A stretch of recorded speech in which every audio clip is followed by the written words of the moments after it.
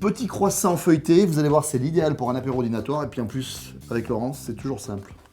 Donc on peut, aujourd'hui c'est saumon avec du fromage frais. D'accord. Mais on peut imaginer jambon, tomates séchées. Alors, tu vas... Donc on va poser ça, Voilà. comme ça. Un demi... on peut mettre une entière, fait, d'accord. tout à fait. Ok. Alors, Voilà. ton petit appareil, c'est quoi là? Alors c'est un appareil pour faire les croissants, mais on peut le faire, si on n'a pas, on pose notre pâte sur un plan de travail et on utilise une roulette à pizza, tout Ça marche simplement. très bien aussi. Et ça marche D'accord, très bien. ok. Des petits morceaux de saumon dans les croissants, voilà, comme ça.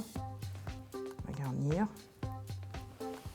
Donc, on en met, mais on n'en met pas trop non plus pour pas que ça déborde. Plutôt sur la partie supérieure. Voilà, plutôt en haut. Ok. Voilà, C'est plus simple. Hein. c'est simple. On peut faire des lamelles un petit peu. T'en fais souvent à la maison? J'en fais très souvent, tomates, roquefort poire, pommes, brie, jambon emmental. On peut être super créatif. Hein. Voilà. Donc là, tu as mis du saumon partout, hein, plutôt vers le haut, vous avez vu. Ok. Voilà. Après, Donc, pour le fromage, même chose. On va mettre le fromage vers le haut. une pâte fromagère. Donc, Ce que vous aimez comme pâte fromagère. alors on peut imaginer avec du chèvre également. Là, c'est du fromage frais, mais On peut faire du maroilles ou pas? avec du maroilles et des pommes. Voilà, par exemple. Voilà, une petite granny pour donner un peu d'acidité au maroilles.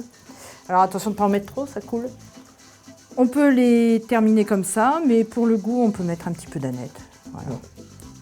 Rien n'empêche de mettre un petit tour de poivre du moulin, Voilà. piment d'Espelette. Piment d'Espelette, c'est très sympa aussi. On peut aussi utiliser un fromage déjà assaisonné avec de la ciboulette. Vous avez bien compris, avec Laurence, on se prend jamais la tête. C'est ce que j'aime. Non. Alors après, Donc là, on roule nos croissants. c'est vraiment super pratique ça. Très pratique. Mais ça marche très bien, je te dis, avec la roulette à pizza. Tu vois, tu Voilà. les fermes un peu, hein, t'as pas que ça coule. Voilà. Petit croissant terminé. Voilà. Voilà. Ils sont terminés. Vous avez vu, en quelques minutes, hein, on a fait des croissants super simples. Ça va très vite. Si vous n'avez pas la machine, hein, vous faites des triangles et puis ça Voilà, va avec très très une bien. pâte, on fait 16 croissants à chaque fois.